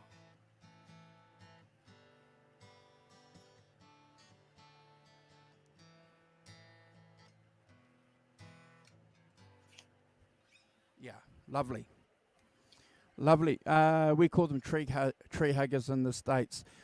Well, look, I think I think, Matt, to be fair, when we're talking about a key component for guitars for generations of guitar players, so if people want the black, if people want the black ebony, well, I think that's going to give at least Martin and Taylor, for example, another market, Chris, where they can say, well, look now, we used to have these guitars at this level now, so if you want a black Martin, you're going to have to pay extra, because the scarcity of the black for the guitar now is greater. So, yeah. So I'm going to believe they open what? They open like 7 trees. Yeah. It's some remarkable statistic. The guy that owns Taylor, he explains it very, very clearly. His company bought a forest somewhere, and anyway, because he's got good labour policies with all his workers, he flew into this country. I forget where it was. Forgive me, I should have been more prepared. And he met with the guys that were chopping down the trees, and they said, so what they have to do now is they have to travel further into the forests to find the ebony trees with the darker wood, and they're chopping 5 trees down.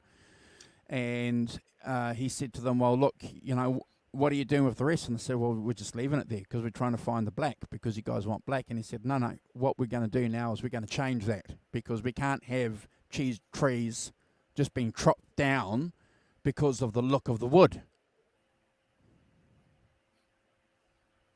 It's not resource, what's the word? Resource respectable?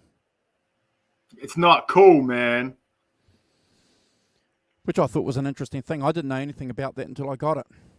No, neither. Because when I posted some pics, some dude said, that's not a D28. I said, yes, it is. And he said, no, it's not. And then, obviously, we opened up, into this whole conversation, Chris. Oh, the whole conversation. So,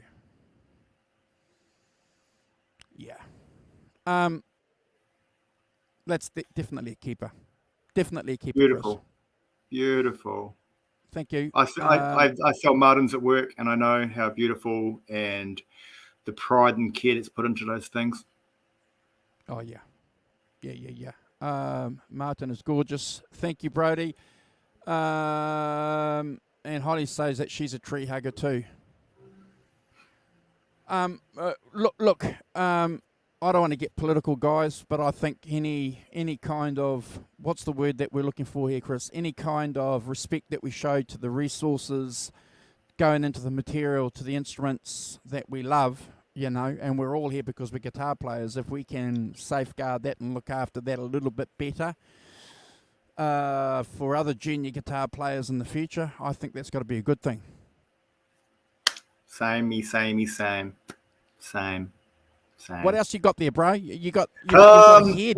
You got a head. I've got one head. I'm normally a tube guy, like we all are. I haven't got myself into the world of Kemper and Helix, and everyone keeps telling me, man, you need to do this and do that. I keep going to band practice with tube heads, like Engel and Marshall.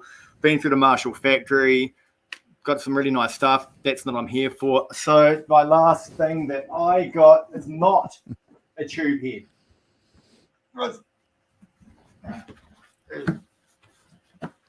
It's not a tube head. It's not a tube head, ladies and gentlemen. We buy solid state. Wow. Oh my God, one of these. Wow. You know what? These are like the Black Star, what they call TVP. Like it's like a digital amp, I suppose, Yes. It's got a whole bunch of stuff on it. Can you see in there? Oh, this is the coolest part. Oh my God. So I'm going backwards here, guys. Different kind of like tubes you can pick for the tones, Oh, wow. So it's all right. What it is about half the weight of my tube heads. And in the band that I'm in, I got another guitar player in the band, and he is playing a Marshall TSL 100 triple super lead, and this is holding up. I got it. I got it from a guy selling it. Nice guy, blues guy, actually a blues guy. He brought it new and has never ended up using it. So I got it off him for $500, which if you live in America is probably about $260. Oh, it's new. It's in good nick.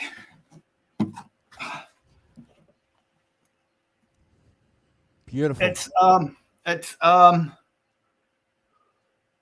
I don't know what it is, right? I know that it's both my cabinets that I use. I've got a cliched Marshall 1960 with GT75s in it. Came with the 900 I got with it, and my other cabinet is the PV 5150s from back in the day with the Eminence. You know what were the the Sheffields. Sheffields. The Sheffields in it, which I don't mind, but I've got to like irony. I don't know if any of you guys out there, but the irony is that I've got all these guitars, I've got all this crap, and when I get more stuff, I live in a 2-bedroom apartment with my girlfriend, and one room is just full of all my gear. She loves like all those kind of like tiny house living programs and stuff, and she's like, oh, maybe we can do that one day, and I'm like, oh shit. Anyway, she always goes to me, I can keep buying more and more guitars. And she's like, oh, that's cool. I know what you're doing. And she looks at me occasionally and goes, why don't you get rid of one of those cabinets? Yeah. And I'm like, no. I've only got 2 of them. And she's like, yeah. So that was my last purchase. It was because I'm getting I don't know if anyone else is like me out there. And this is really, when I'm at band practice, I love it. But I've had band practices where it's like, oh, is it on this week? Is it on this week? Okay, it is. And it's because I've then got to drag all my cabinets and pick a 100-watt Marshall head, which nobody needs in a band practice. Nobody needs a 100-watt Marshall on a stage. I don't know if you guys ever rolled into a gig, anywhere smaller than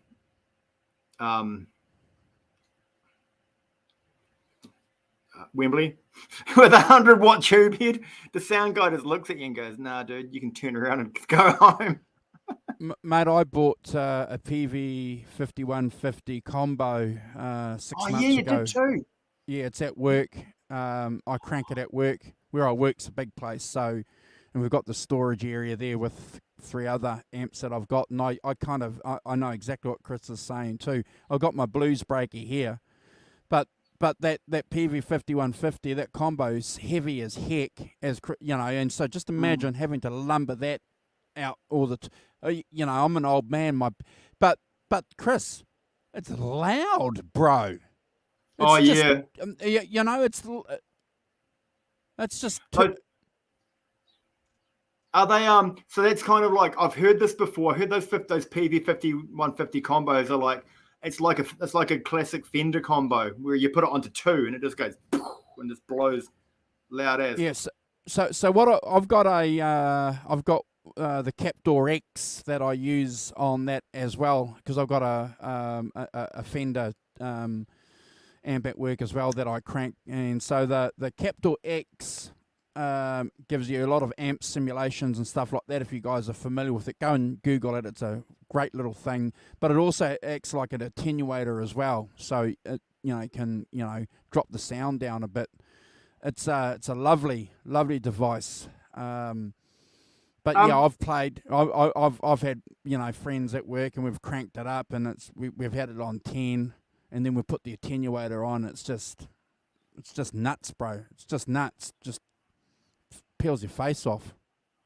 I do have one other thing. You guys all did them, but I do have one other thing that I got this year that I haven't. I think you guys have already jonesed all over them, but I can show you my one.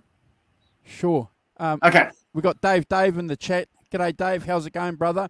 Yeah, I've got an aux box too, and the aux box sits on my blues breaker.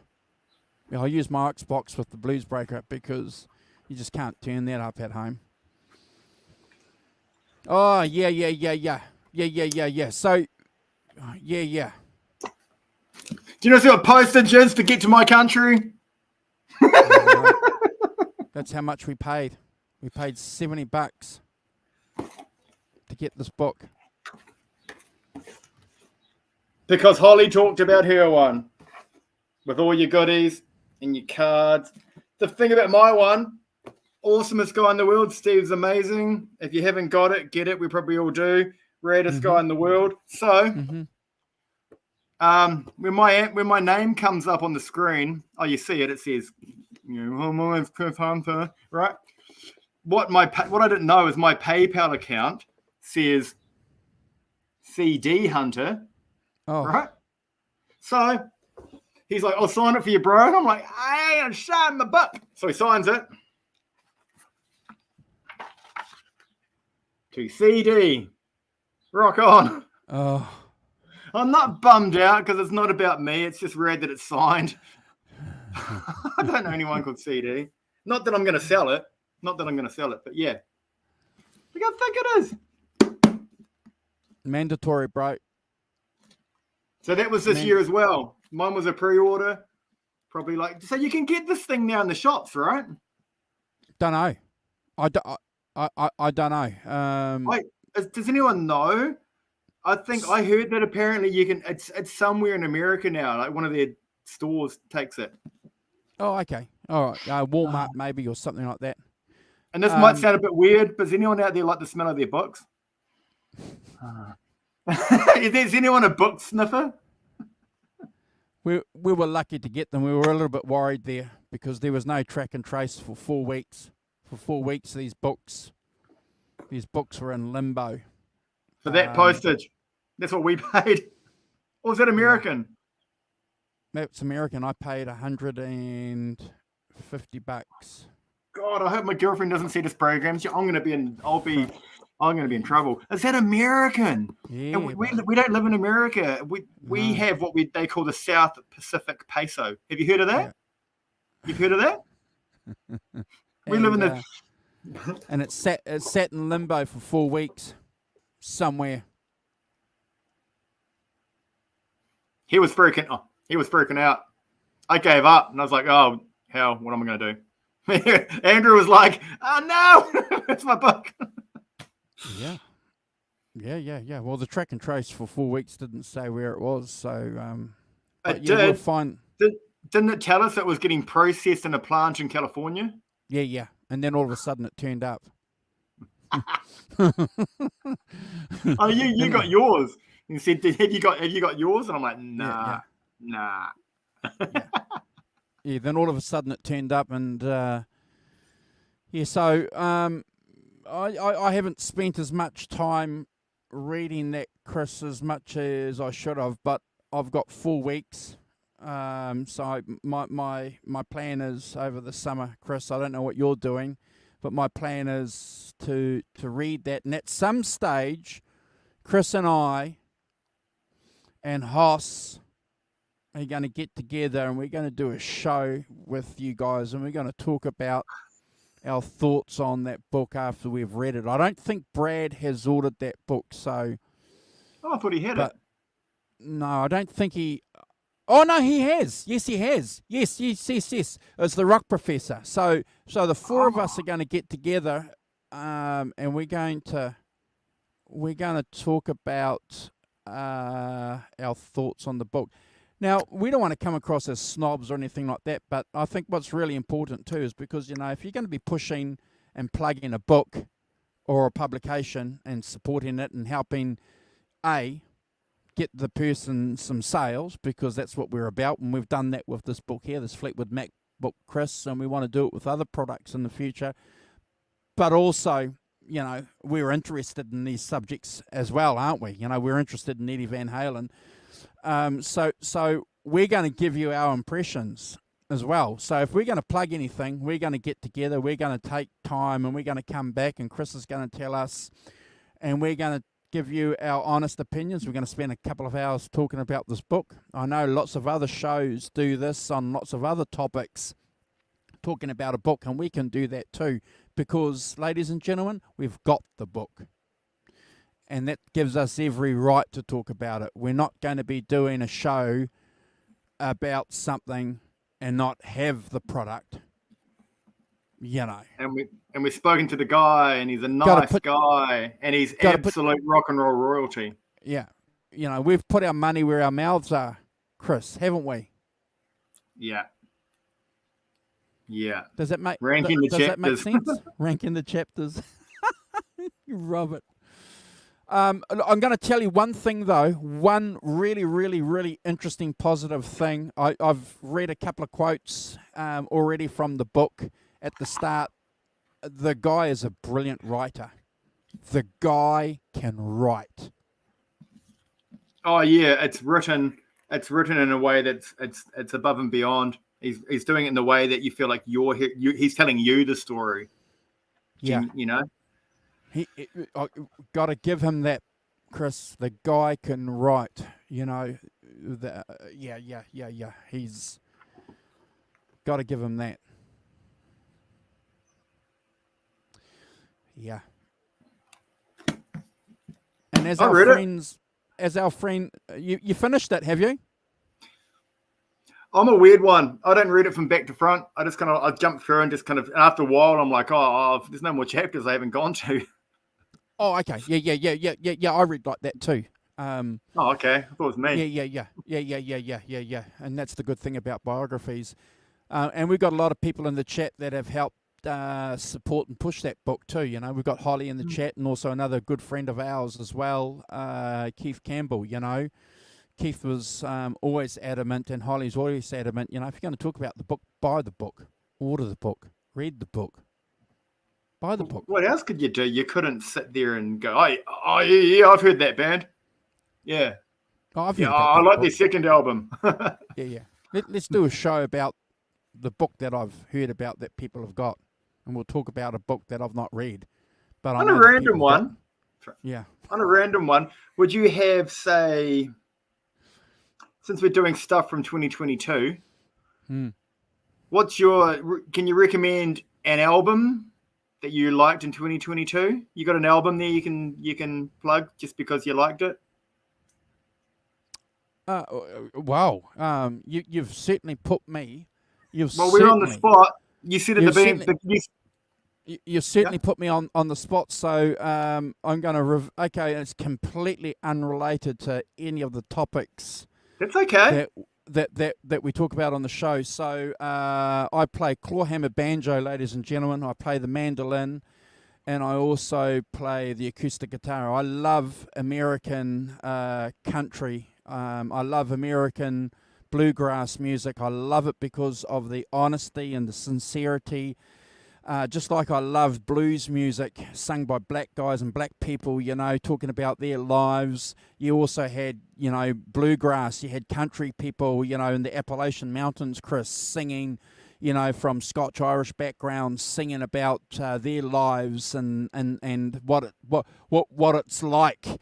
I just love that sincerity and honesty, and I fell in love. I was lucky enough to work with a guy called Paul Trenwith here in New Zealand, who started the first bluegrass band here in New Zealand called the Hamilton County Bluegrass Band, also responsible for bringing in bluegrass to Australia.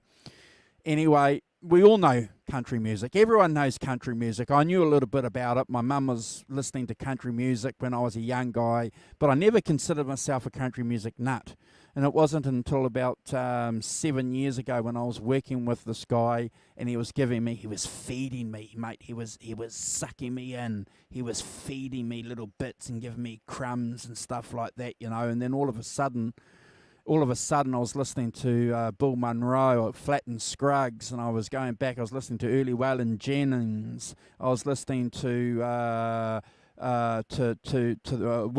Willie Nelson's Red-Headed Stranger and stuff like that, you know. And then I discovered this guy called Billy Strings. Now, Billy Strings is a hot young guy. He's an American bluegrasser. He came out with an album in 2017. Because of the COVID thing and all that kind of stuff, couldn't tour. He's released another album. He's a young guy. I think he's only 25, 26. This guy's a hot guitar player. Hot guitar player. Go and check out a song of his called Dustin the Baggy. It's a song that came out a few years ago. It's fantastic. So so that's what I've been listening to, Chris. You got the album cover? Got a picture of the album cover there? No, but when we're talking, I can I can dig it out because like a lot of us, if we're not buying albums, we get a lot of our music on Spotify. And you know, Holly is correct. Holly is correct. There is a interesting while we're talking about this, there is an interesting documentary called, and Ken Burns is the producer. It's called Country Music. It's 6, maybe 7 episodes. It's available on some streaming services, and you can buy it on DVD. It's available. I just watched that about 3 weeks ago, and it just plots the whole history of country music, Chris. Oh, wow. And what's that called? What's the series called again? Country Music. Oh, okay. But what's really interesting, and Holly's hit the nail on the head, these bluegrass pickers, these flat pickers, man, boy, they can give a shredder a run for their money, Chris. Oh, yeah, chicken picking, right? Well, chicken pickings, that's an electric style, or you know, a little bit different from what a bluegrasser a bluegrasser will just use a flat pick. Oh, Yeah. I thought a chicken picking was all the way back into country, and it came from there originally. So that's finger picking, which is a different style from bluegrass. So most bluegrassers will just use a flat pick. Ah. Yeah. Ah. Yeah. So getting into a whole, you know, a whole different. but that's, and I taught myself clawhammer banjo. Yeah. About 4 or 5 years ago.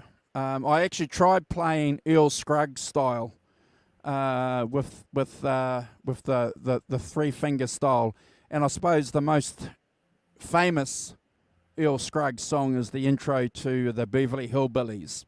So I tried doing that, but that's required a whole separate headspace to do that. And being a guitar player, it was just a different technique. So I gave that up and discovered that you can play clawhammer, which is a little bit relatable to a guitar player, which is a type of banjo type of music that goes back, predates the Earl Scruggs style, which I love even more because, you know, that's what people were doing. Poor people were doing in the Appalachian Mountains. Poor people living in cabins. They had banjos. They had to play music, Chris. So I grew up with the Beverly Hillbillies, like we all did. So what kind of style's been played on Beverly Hillbillies? So that's bluegrass. Okay, that's bluegrass. Bluegrass. So Bill Monroe was famous with the Bluegrass Boys before he discovered Earl Scruggs, and they were playing at the Grand Ole Opry. Anyway, you guys have to remember this. And this is a true fact. I've read a few biographies and there's YouTube clips. When Bill Monroe heard about this guy called Earl Scruggs, someone said, "You got to go and check out this banjo player. Ding, ding, ding, ding, ding, ding, ding, ding." Playing like really, really fast. And because bluegrass music back then was quite fast. It's a high tempo song. So he went and saw this young guy. He goes, "My gosh." He said, "Come and join my band." They went to the Grand Ole Opry. And when he broke into his first solo, Chris, this banjo player, when he broke, people went nuts, bro. People went nuts. They were just going like, you know, this is a family show, but people went nuts because, you know, the banjo was being played like nothing else had been played, you know, and until then the banjo was just like a rhythm accompanying instrument. You know what I mean? What year was that about? Do you know? 40, 46, 47. Oh yeah. Hey Andy, nice to see you. So that's so I digress. With you asked me a question, so I had to answer it honestly. So I've been. So, you know, I've been listening to, thank you very much for the contribution to the channel, Matt from Dropkick Blues. Yeah, wow. But I'll send you a guitar. but that's my obsession. And so that's what I'm going to do, Chris, over the next 4 weeks. Besides read Steve Rosen's book, I'm going to go crazy, and I'm going to try and play some bluegrass licks. So the pentatonic scale, everything that I know as a guitar player, is completely different when you're playing bluegrass. You're not playing pentatonic scales. They play a lot of major scales. Okay. Yeah. So it's Anyway, what music, bro, are you listening to? What did you discover this year? I didn't discover it this year. Hey, R3. I've been listening to it a lot this year, and it's one of the best albums. You know, when you got albums that are just magical in any genre. So it's going to be a bit random because it's different. I suppose this kind of comes under the genre. The genre they call it like doom metal, which is a really dumb genre because it's basically Children of Sabbath. It sounds like early Black Sabbath and all the bands that sound like that. So there's a band. This album came out, I think like 2006. That's the album cover. Wow. The band's called Lord Vicar. Wow. Right? And this album is called Signs of Osiris Slain. No, Signs of Osiris, right? It's really Black Sabbathy. But what I've worked out now, that's the song titles. What I've worked out now, it's basically the story. It's like an interpretation of the Egyptian god Osiris, who was the sun god, leaving the sky at night and going in the underworld and coming back to dawn again, right? Sure. But it's got nothing to do with like dark stuff and demons and or weird stuff. It's just if you like Black Sabbath and that kind of classic, it sounds like the first 6 Black Sabbath records. But this Honest Engine, this album is. They've got other albums, other stuff out, and they're not playing too much at the moment. They're from Finland. And the main guy from this was in another very famous kind of band from back then. But this album is, if anyone out there, just check out this one album if you like that kind of like Black Sabbath. It's quite textured. It's not just heavy. There's a lot of stuff in there that's really amazing. If anything, if you don't want to listen to heavy, there's a song on here called Endless November. Please, anyone, listen to that one song. It's amazing. It's acoustic. And it's the time when Osiris, the god, has left the underworld and he's come back to the land of the living, and he feels the rain on him and he feels the sun. And it's just a beautiful song. None of it's in context. It's just good music.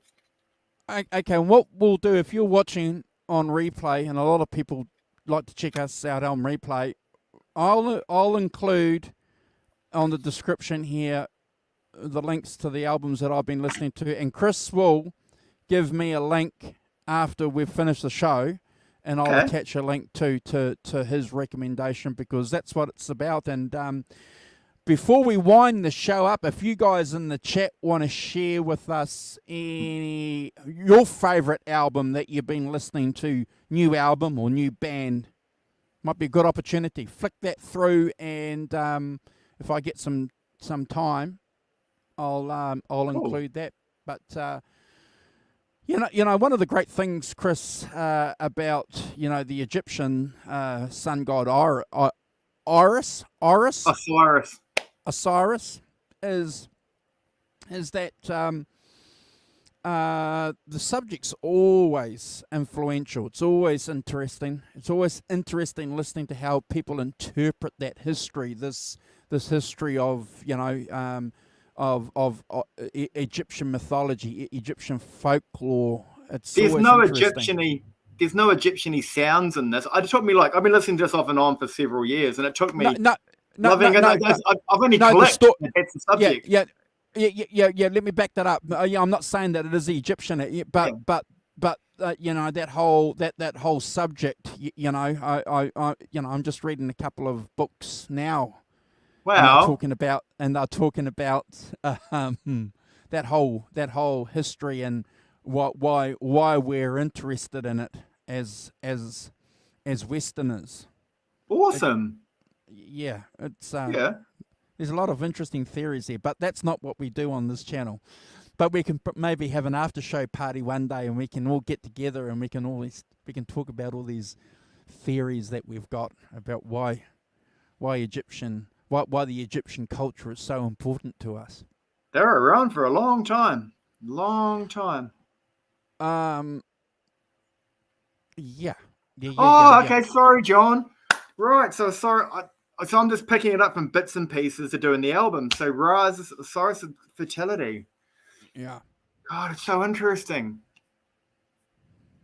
It just sounds like old school. It's got that kind of like, kind of that classic kind of Black Sabbath rolling kind of groove thing that they do. It's got nothing to do with the Egyptian part itself, but just over time, it's called Signs of Osiris. And just over time, I've kind of like picked things up going, oh, actually, I think he's kind of talking about that. Right. Now I've got to go back and do my homework again. Thanks, John. Make sure you fire through to me, bro. Fire through to me, please, that link, because I'd love to check it out. Ladies and gentlemen, we've been here, believe it or not, for 2 hours, and we're going to wrap it up. And it's always a pleasure hanging out with you all. I'm pretty sure this will be the last show that we do here on the channel, and it's extra special because we've managed to do that with you guys in the chat, with you folks in the chat, but also our very dear friend Chris, who I said at the top of the show has been a key component in helping us get to where we've got over the last 12 months. And Chris, I thank you for that, because, the contribution that everybody makes is always appreciated. And I keep saying this. If there's anything, Chris, we can do for you to help you with whatever band gigs or promotion or whatever material you guys have got coming, if there's any other project that you want to do, just give us a yell. And it's the same thing with anybody else in the channel too. Any projects we can help you with here next year, we'd love to help you. Guitar Man 45 is in the chat. You're right, though. It's all those guys. Sorry, it's all those guys that and girls that come back in the chat each week. That we know who you are, and you genuinely are uniquely special. All you guys, and appreciated so much. So John, so John knows why Egyptian culture is important, because he's got Egyptian blood in him. Yeah. Lots of nice comments from a lot of our good friends here. Great job, Chris and Andrew. Chris is coming back, ladies and gentlemen. We're going to do more with Chris. We're going to work out. We might do.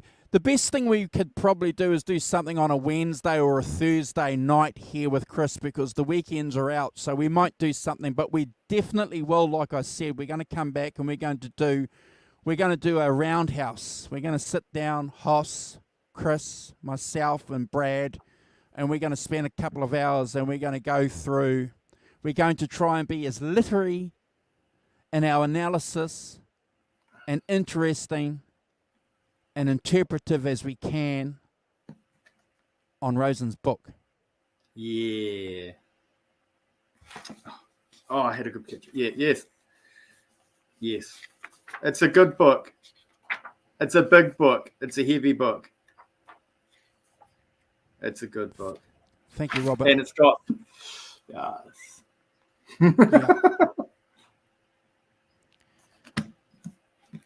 Yeah, and we're going to give you the warts and all too, because by then, and we'll make a disclaimer though before we do the show. If you don't want to know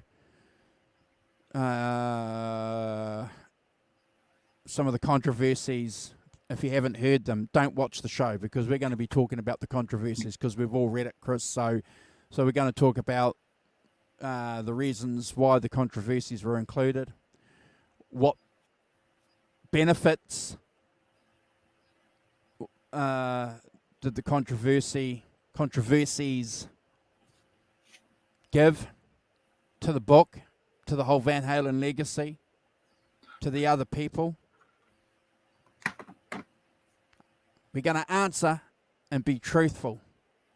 Might upset some people with our answers, but we're going to be honest and upfront, aren't we, Chris? Okay. Okay. It's a good book, though. It's not full of controversy in bad ways. If No. anything, it's full of a lot of heart and a lot of love. Oh, absolutely. Yeah. 100%. Oh, yeah. And it's I'm quite simple. If you want to talk about Steve Rosen, go and buy his book, read it, and then you can talk about it and talk about him. If you're going to get him on your channel, read his book. If you're going to get him on your channel to interview, buy his book, do him a favor, buy his book, and read the book. Simple, Chris. And it's a big book. Brad's here. Yeah, I saw that. Does he have his book? Yeah, he's got it. He got his book weeks before I got mine. Oh, he did too. Yeah, He did too. Yeah. Him and Hoss.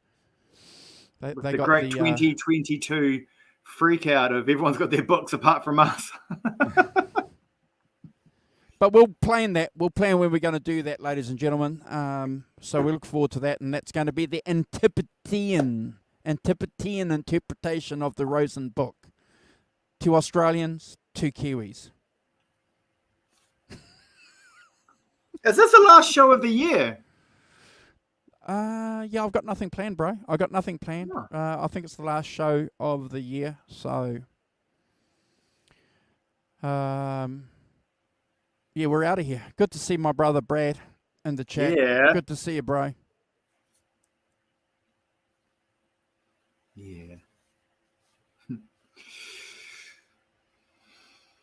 Okay, we out of here. Well, I've had amazing fun, and I super love looking at all your gear. Me too, Your brother. t-shirt new. Is that from this year? Yeah. Here you go. I wore this one because it's from this year. Yeah, mate. If I, hold on, I got to show the video. I did a video. Oh, I put a yes! video. Yeah, hold on.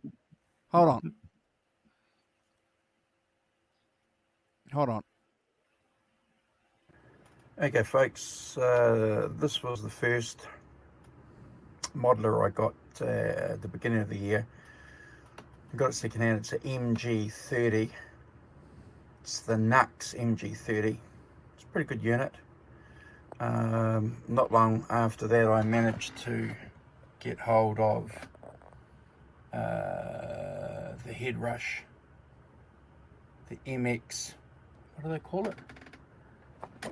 Hold on. The MX5. Yeah. And that's the speaker, Head Rush speaker that I've got running through. So, sound samples to come, ladies and gentlemen. Sound samples to come. So that's another thing too that I got planned. Somehow I'm going to do that. We've tried doing that before. I don't have really the technology. I'm using a Focusrite here, Chris. So I might just have to make an update on my. I might have to update the Focusrite to play through this to come through my laptop, because I've tried doing that before and it sounds like shit. You know what I mean? Yeah. Oh. So yeah, we'll get that sorted. But yeah, thank you, bro. We're out of here. I'm going to give you, Chris, the last word, brother. My last word would be, are you able to put the video on so Brad can play us out? Yeah, he's going to do that. Yeah. All right. Thanks for looking at all our gear. We'll buy And more. for some reason, we don't get flagged. We don't get flagged for that. I did that to begin with. It's like Marshall on TV when they duct tape over the Marshall. You know. Oh, we don't get flagged. We don't get flagged. Everyone have a happy new year. Yeah. All right. Brad's going to play us out.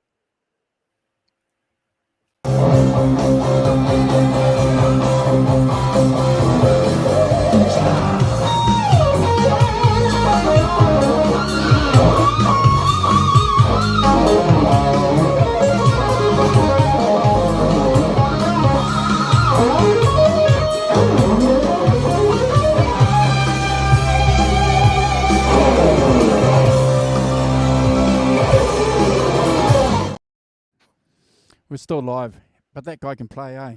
We're still live, bro, so be careful. 2022, still coming at you. We're out of here. Where is it? Happy New Year, guys. We'll play this one.